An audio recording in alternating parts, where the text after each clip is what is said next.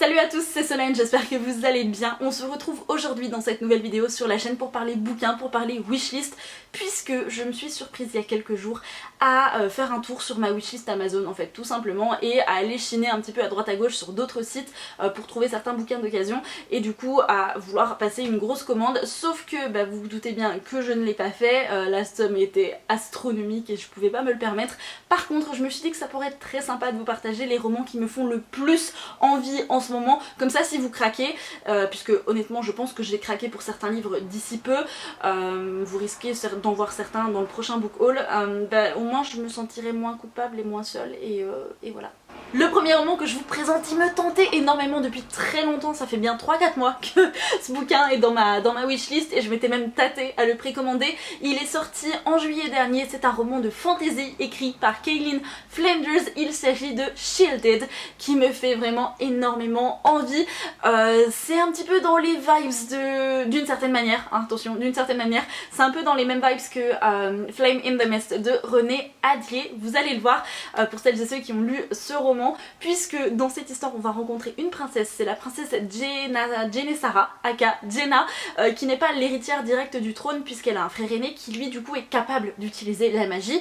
Donc Jenna est le deuxième enfant du roi, mais elle est capable de se défendre à défaut de pouvoir utiliser la magie. Elle est capable de se défendre et elle utilise très très bien son épée. Voilà, elle se défend très bien à l'épée, donc elle estime que sa place est davantage sur le champ de bataille pour pouvoir aider son peuple qui est en guerre. Sauf que son père a d'autres projets pour elle, et notamment de la marier au prince du pays, du royaume voisin, en fait, tout simplement, puisque en contrepartie de la main de la princesse, le prince devra subvenir aux besoins du peuple de Jenna en donnant des vivres, tout simplement.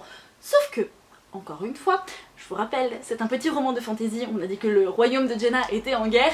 Il y a une énorme menace une énorme menace qui pèse et qui plane au-dessus du royaume, et Jenna va la prendre à ses dépens, puisque lors de son chemin, lorsqu'elle est en route en fait pour aller rencontrer son futur époux, son convoi, sa caravane est attaqué, et il me semble qu'elle est plus ou moins l'unique survivante, et elle va réaliser que cette menace est encore bien trop sous-estimée et elle va devoir faire face à un terrible choix. Je vous avoue que ce bouquin a l'air absolument incroyable et vous allez très probablement le voir dans mon book haul du mois d'août, parce que je pense que je vais me laisser tenter tout simplement. Le prochain roman que je vous présente, il est sorti ce mois-ci, c'est également un roman en VO, c'est de Adalyn Grace et c'est All the Stars and Teeth. C'est un roman qui a l'air absolument incroyable, où ici il est question de pirates, j'allais dire de mermaid vengeresse, de sirène vengeresse, de princesse, de choix, de magie. Vous allez voir, le résumé est plutôt chouette. Dans cette histoire on va rencontrer une princesse, et on va suivre une princesse qui s'appelle Amora, dont le royaume réside sur une île en fait qui s'appelle Visidia. Dans cet univers, les gens peuvent choisir un petit peu la magie qu'ils décident de maîtriser, sauf que Amora, étant une princesse, n'a pas forcément cette chance là, et d'autant plus qu'elle veut absolument devenir la prochaine souveraine, et donc elle doit assurer sa place en tant qu'héritière du trône, et de ce fait elle veut devenir une Animancer, si je me rappelle bien. Une Animancer, c'est quoi? C'est le maître des âmes, donc voilà, sa magie réside dans les âmes, si j'ai à peu près tout compris dans le synopsis.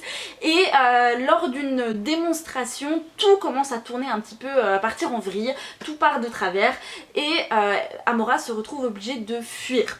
Sauf qu'elle va croiser le chemin d'un mystérieux pirate qui s'appelle Bastien, qui décide de l'aider et de prouver au monde en fait, à son royaume, qu'elle est tout à fait capable de régner. Sauf que en contrepartie, elle va devoir aider Bastien à retrouver la magie qui lui a été volée. Donc ils partent en fait sur une aventure avec énormément de péripéties, puisqu'ils vont devoir faire face à des créatures légendaires en mer, à des sirènes vengeresses, et Amora va rencontrer une personne un petit peu clandestine sur le navire, et elle ne s'attendait absolument pas à devoir, j'allais dire dealer, à devoir échanger avec cette personne, et ne serait-ce que rencontrer cette personne, et on ne sait pas trop comment elle va devoir se comporter.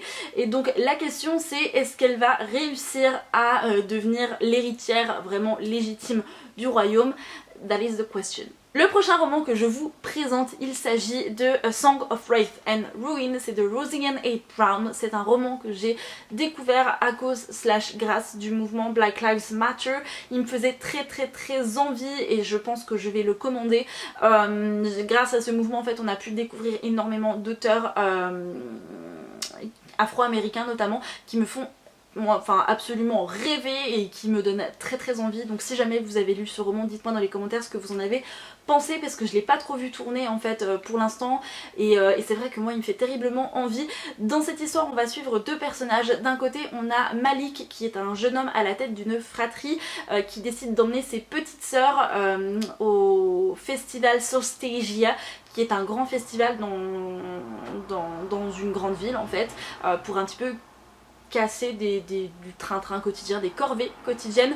Sauf que à l'entrée de la ville, lui et ses sœurs se font attaquer par un esprit vengeur et la plus jeune de ses sœurs, Nadia, se fait enlever. Et comme paiement en fait, en contrepartie de la liberté de Nadia, pardon, Malik doit trouver Karina, qui n'est autre que la princesse du royaume, et doit l'assassiner. De l'autre côté, on va suivre Karina, qui est donc la princesse de Ziran, je crois que c'est Ziran qu'on prononce, Ziran, qui elle-même a un petit peu des épées de Damoclès au-dessus de la tête, puisque sa mère, la sultana, vient de se faire assassiner.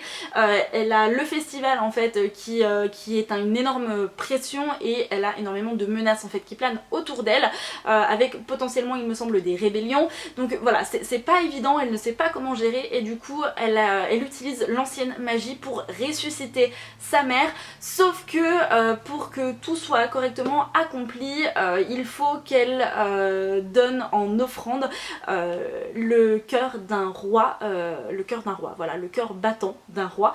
Et donc du coup rien de tel que d'épouser le vainqueur du tournoi du festival Solstasia. Et donc vous vous doutez bien que Malik, pour pouvoir approcher la future reine qui a promis sa main au vainqueur, et bien décide de s'inscrire à ce tournoi, et ils vont se rencontrer d'une certaine manière avec chacun le besoin d'assassiner l'autre. Donc voilà, c'est une histoire qui a l'air absolument dingue, avec énormément de péripéties, de choix difficiles à faire. Je pense que des personnages, du moins j'espère qu'ils doivent être très charismatiques, et voilà, ça fait très envie, et la couverture est absolument magnifique. Je sais c'est très superficiel, mais je m'en fiche. Je pourrais parler encore beaucoup plus longtemps et vous présenter d'autres bouquins, mais en toute sincérité, il y en a plusieurs que je vous ai déjà présentés dans ma vidéo du mois de février, dans les livres de 2020 qui me faisaient le plus envie, les sorties livresques que j'attendais avec le plus d'impatience. Et voilà, donc pour vraiment faire en sorte que cette vidéo soit plus courte, je vais m'arrêter là avec le prochain roman que je vous présente en français. Il s'agit de la partie 2 du premier tome de la saga de Brandon Sanderson, Les Archives de Rochard, donc la deuxième partie du premier tome qui s'intitule La Voix des Rois, puisque je viens de terminer la première partie qui était absolument incroyablissime. J'avais très peur, j'appréhendais vraiment en me lançant dans cette saga, parce que c'est de la fantasy pour adultes, c'est Brandon Sanderson, mais c'est tellement incroyable, c'est tellement visuel dans les descriptions, vous avez une bobine de film qu'on a l'impression de dérouler, c'est oufissime, on a des personnages qui sont charismatiques, j'ai pas trouvé qu'il y avait de longueur, alors que le truc, la première partie elle fait quasiment 1000 pages, je l'ai bouffé et en même temps j'ai pris mon temps pour le lire, c'est absolument dinguissime, ce bouquin est génial.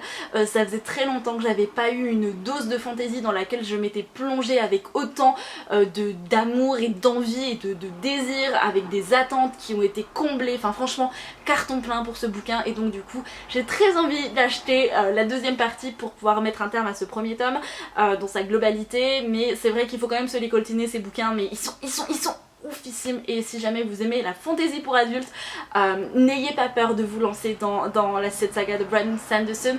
Il y a également son autre trilogie, L'Empire Ultime, j'en ai entendu vraiment du bien, qui me fait très envie, donc peut-être que vous verrez également le premier tome de l'Empire Ultime dans mon prochain book haul, parce que je vous avoue que ces bouquins sont ouf. Je suis sûre que son style en anglais est incroyable, moi personnellement j'ai lu en français, donc la traduction est dingue, franchement elle est très bien faite, c'est fluide et c'est sans prise de tête, et là c'est en train de se transformer en book haul, donc en update lecture pardon, donc je vais couper court ici, mais vraiment j'ai très envie de poursuivre la saga de Brandon Sanderson dans Les Archives de Rochard. J'en ai terminé avec cette vidéo, j'espère qu'elle vous aura plu. On se retrouve prochainement pour d'autres vidéos sur la chaîne.